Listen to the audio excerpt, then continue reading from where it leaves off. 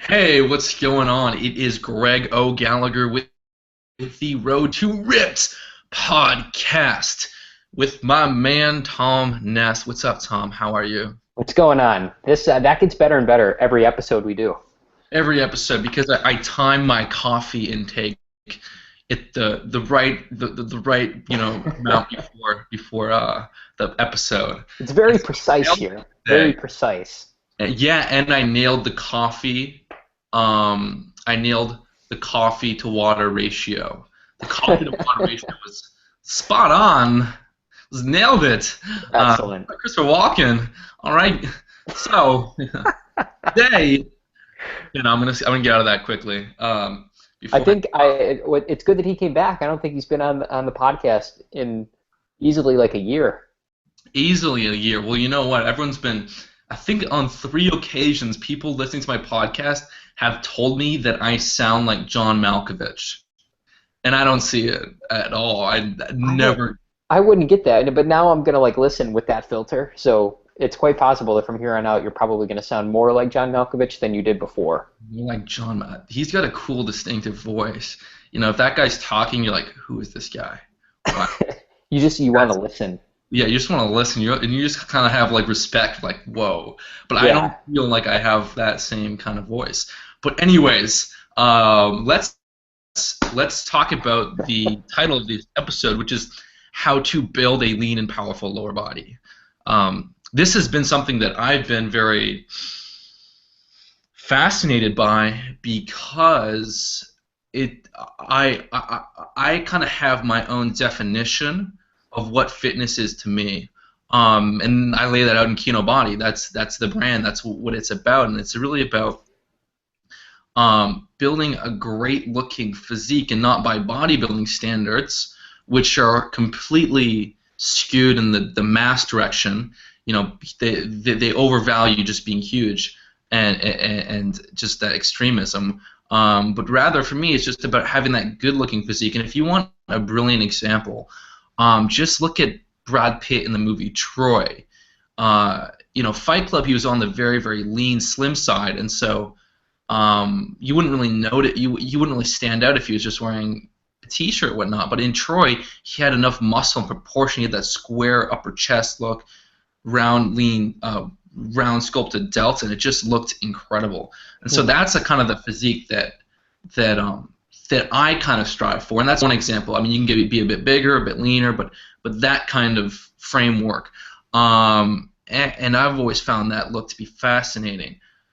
And so one of the issues though is that it's very easy to overdevelop your lower body if you're training, with a high amount of, when you're doing a lot of squats and deadlifts. It doesn't take a lot in order to build up a lot of lower body mass, and that can kind of ruin your proportion.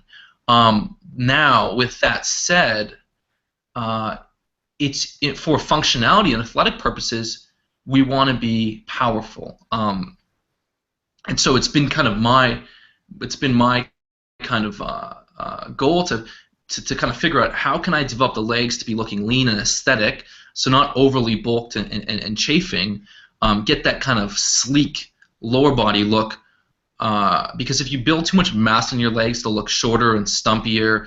You won't look as good in pants because they'll just be too big. It will draw someone's attention down away from your upper body, down to your legs, so your upper body, and you just have a lot of excess weight carrying around your legs. So, but it's a question of how can you develop a sleek lower body and also become amazing at becoming very powerful, sprinting and jumping. So that's been my emphasis, and very few people kind of address this dichotomy, this kind of balance between having great muscle development in the lower body and a lot of speed and power.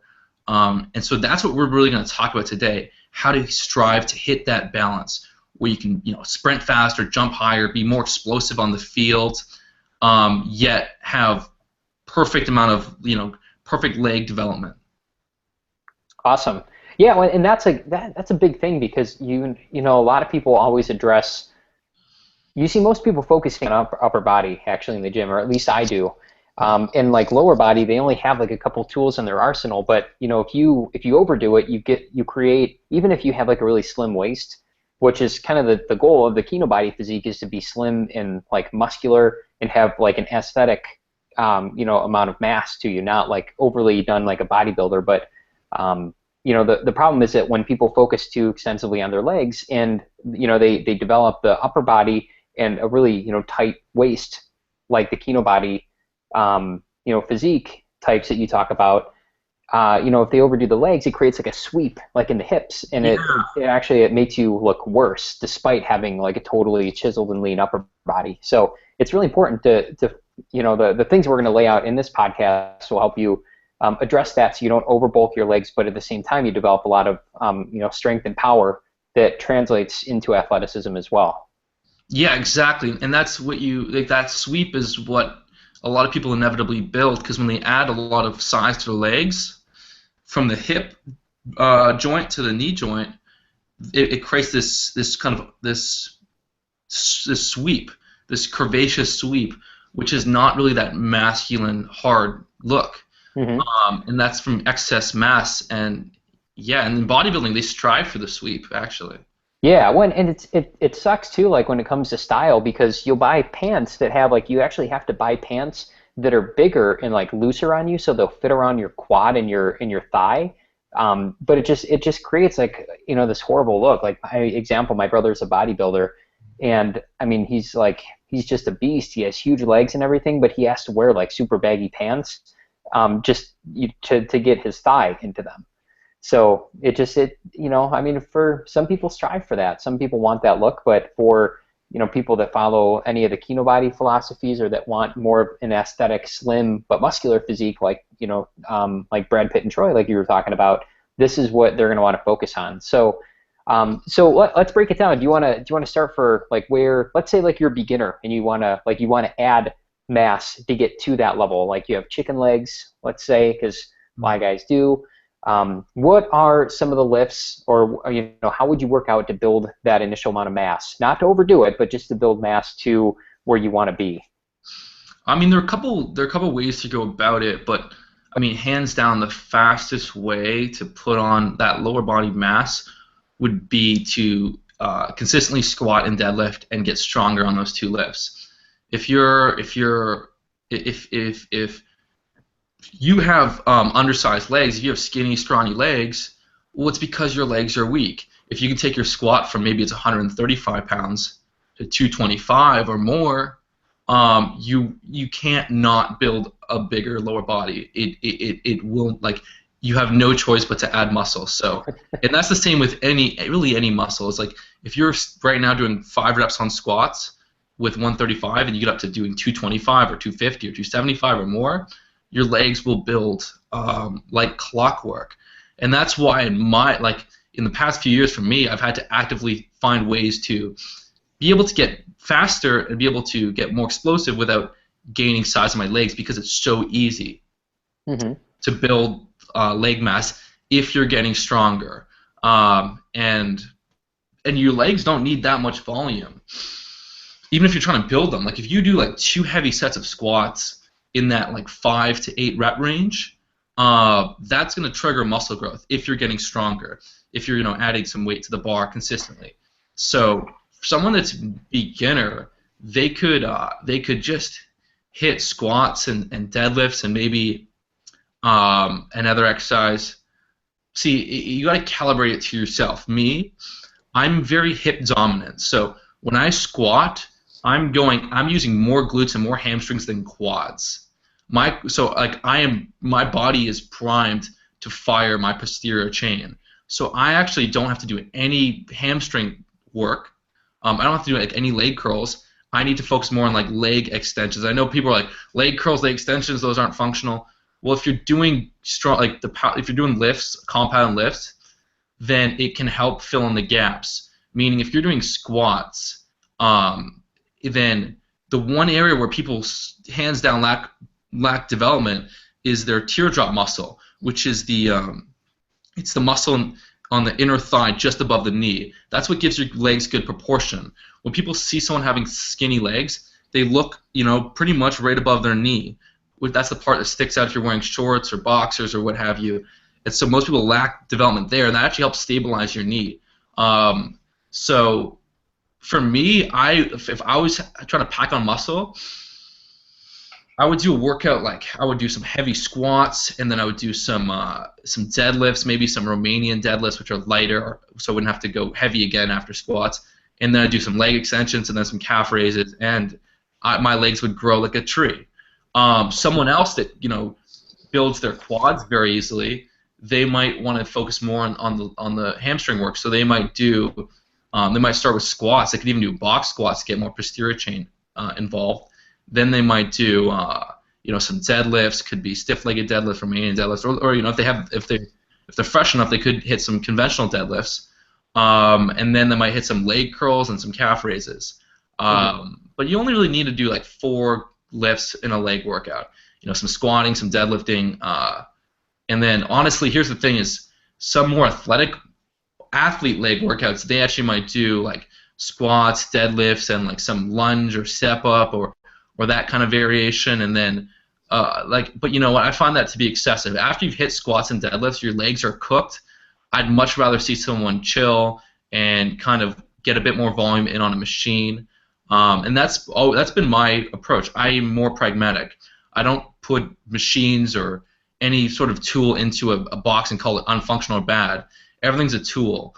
If you're doing some really neurally demanding lifts, like if you do squats and deadlifts, you're fried after them. Trying to like bang out a high productive set of lunges or step ups takes so much out of you. So I actually find I'll make better strength gains when I do 2 really heavy taxing movements and then do some more chill movements like leg extension and leg curls. Are a lot less taxing than Bulgarian split squats or step ups or lunges. So that's what I would do if I was going to pack on muscle.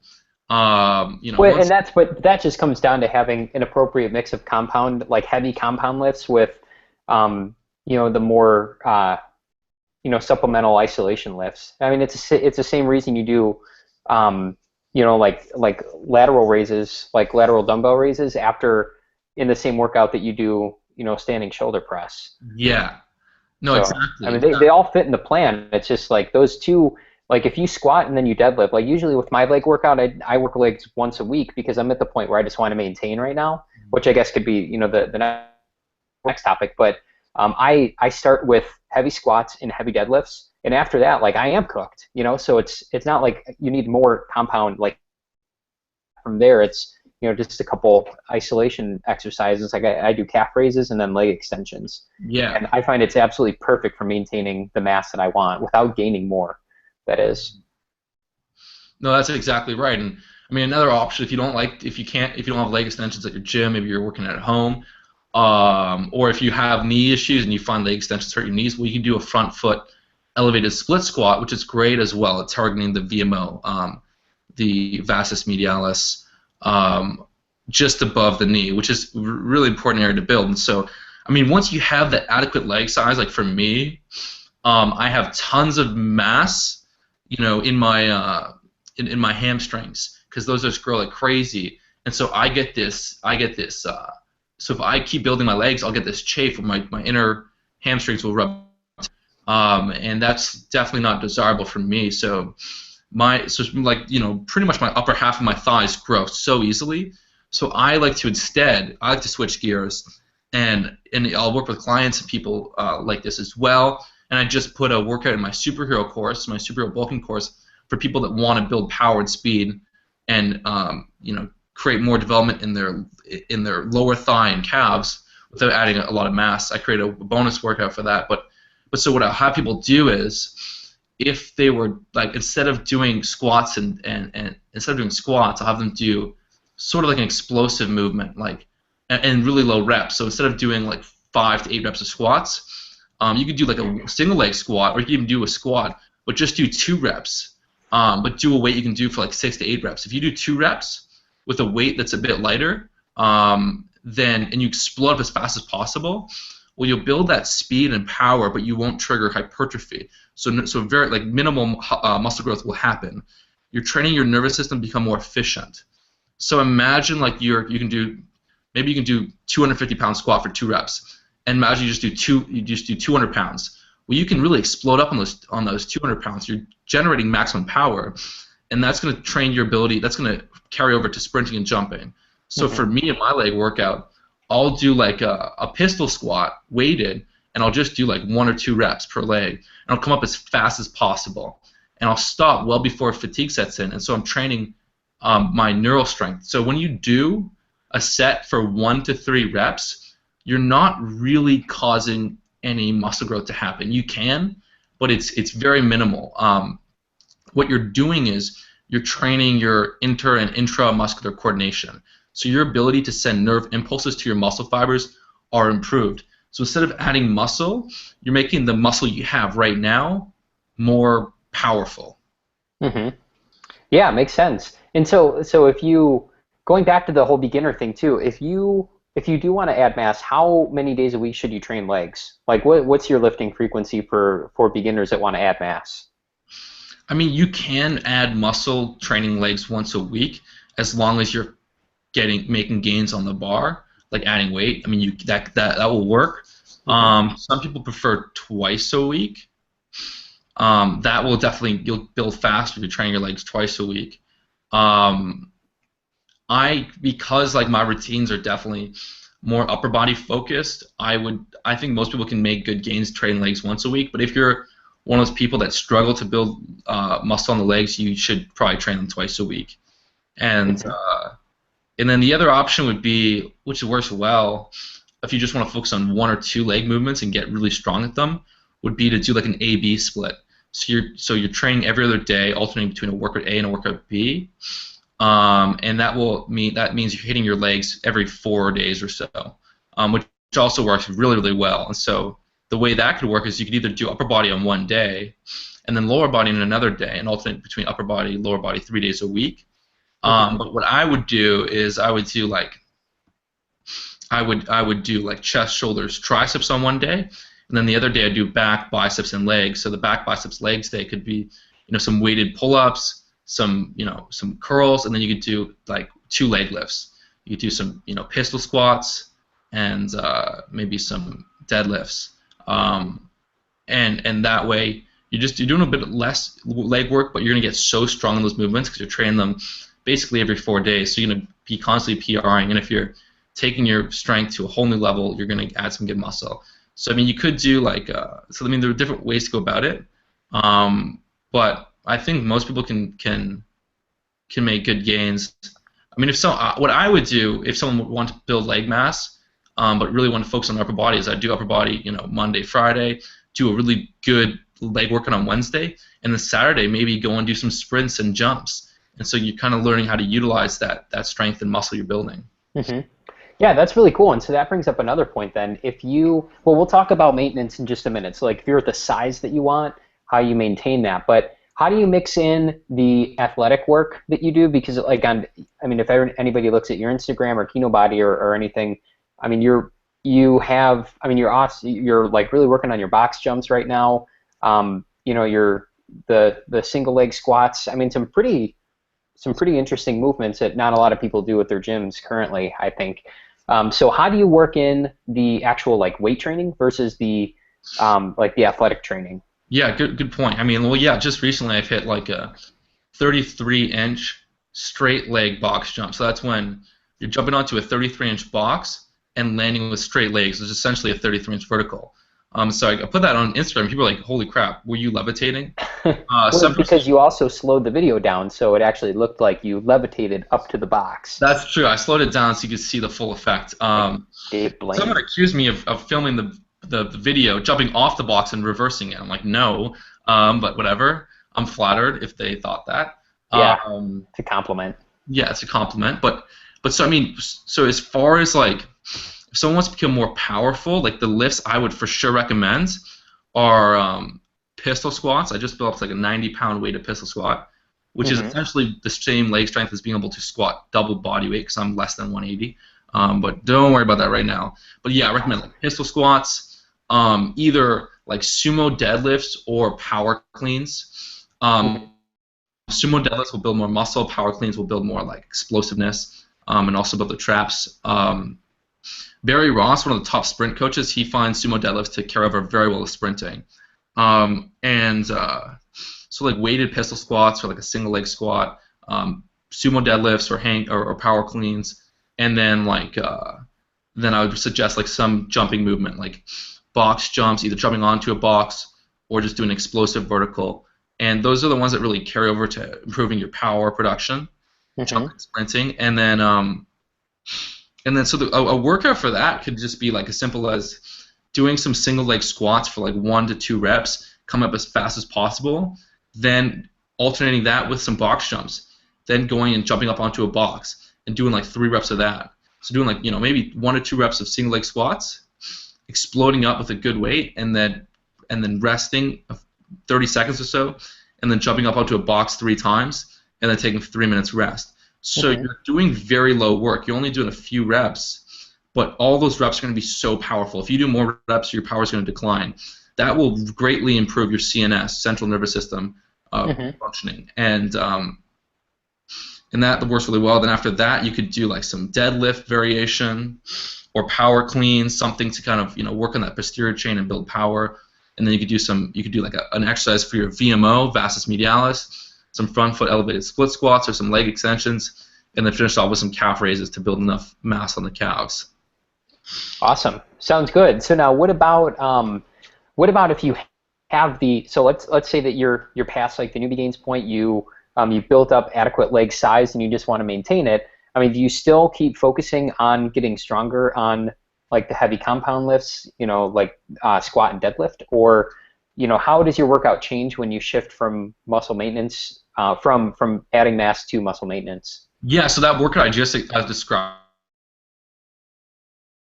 maintain their size, but keep getting more powerful because instead of doing 5 to 8 reps, which is great for building muscle and strength, Mm-hmm. doing like 1 to 3 reps on single leg squats or 1 to 3 reps on sumo deadlifts or power cleans. And when you're doing 1 to 3 reps, you're not really triggering muscle growth. The time under tension is so short, you're not going to really create any muscle growth. Instead, what you're going to do is create enhanced neuromuscular coordination, so your ability to send nerve impulses to your muscles. So the muscle that you do have will become more powerful. That's great for building relative strength, and so that's what I would recommend. And then I would go higher reps on stuff to hit the VMO and stuff to hit the calves, because that's the areas where it's really hard to build too much muscle there. Like it's impossible. Mm-hmm. You can't really get your calves too big. You can't really get your VMO too big. I've never heard of someone with like a problem with just doesn't happen. Sorry, what was that? You just don't hear about people that they build mass in their calves too quick. It doesn't happen. I know. The people that have like the best calves are usually people that just genetically have amazing calves and are 50 pounds overweight. Like I saw the best calves in my life on a male carrier. One of the guys that wears like that male carrier outfit and the shorts, and so he probably walks like 10 miles a day, and he's overweight, so his calves actually have to lift quite a bit of weight for Hmm. hours and hours every day, and his calves were humongous. Nice. So What, to sorry, I uh, was gonna say the only people that probably don't want to do calf work are girls, because they don't like having big calves. They like to have the skinny calves. mhm. In their case, they probably don't need to train calves unless they want to grow them. Gotcha. So, Yeah. what's really cool is that there are, so like just, I mean, so far, in this episode, we've covered how to actually add mass, how to maintain, how to build for strength, how to build for athleticism, some different workout or some different exercises for each. The cool thing is that we wrapped all this up in a lower body workout. Do you want to talk about that for a minute? Yeah. So I mean, I created 2 workouts with some variations you can choose from. Both One is totally free of charge. totally free of charge. Yeah, you guys. This is for you guys. One of them is going to be a leg workout, more designed for putting on muscle mass and adding strength as well. That's that need to put on some more muscle to your legs. How do you know if you need to put on muscle to your legs? Well, you look in the mirror and you just know. Hmm. I don't have any like precise measurements to do. It's just a matter of, I mean, generally speaking, if you're someone that is on the lower weight side, if you're like 5'10" and 140 pounds, well, chances are your legs are too small. And so I mean, And also, like the great test is, do your legs rub together when you're walking? If so, then you probably don't want to add muscle. Um, and so one workout is designed more for building strength and muscle. It's a great starting point for a lot of people. Um, and then the next workout is for people that want to have enough muscle. They don't want to get their legs any bigger, but they want to keep training their legs, and they want to become more fast, more explosive, and then they want to kind of fill in the gap. So instead, improve the proportion. Proportion is very important for legs. If you're if you have a lot of mass near the upper thigh, and you're skinny near the knee and skinny on the calves, what's going to make your legs look turnip shaped? They're going to look shorter and stumpier. Whereas if you can, maintain your upper thigh mass, build up your calves and the muscle closer to your knee, your legs will have more of a sleek look. If you ever look at drawings of superheroes, their leg development is almost the same from the top of their hips down to the knee. They keep it very same because it gives them a much more aesthetic look. So for me, I focus on the VMO and I focus on the calves, but my everything else, squats, deadlifts, I focus more on power production than on trying to build that muscle, which is important. And even stuff like single leg squats, because you have to balance and stabilize, your VMO, the muscle above the knee, is going to get more work. Interesting. So I mean, yeah, you have two workouts to progress to. You have one for building more strength and muscle, and the other one for kind of filling in the gaps and building more power. And this will translate to sprinting and jumping. And maybe you're not even an athlete. I'm not an athlete. I don't compete in any sports, but I find it damn cool to have the functionality and the athleticism to be able to just jump into the air like I'm floating up and like I'm floating, or be able to sprint faster. It's just a way in order to improve. I mean, working out is a beautiful thing because, I mean, not only are you going to feel better, look better, have more energy, but when you are able to improve your physique, improve your fitness, you actually you really start to buy into yourself, and you develop tons of confidence and self-belief. And if you're able to add weight to your lift, or able to jump higher, sprint faster, well, all of a sudden nothing is out of reach. You can take that same skill set or that same mentality and apply it to anything, because you realize that if you apply yourself, you can accomplish what you want. Absolutely. Well, and so for those two workouts, by the way, if you guys want to get them, I believe they're at kinobody.com/85. Wait, let me check. Yeah, kinobody.com/85.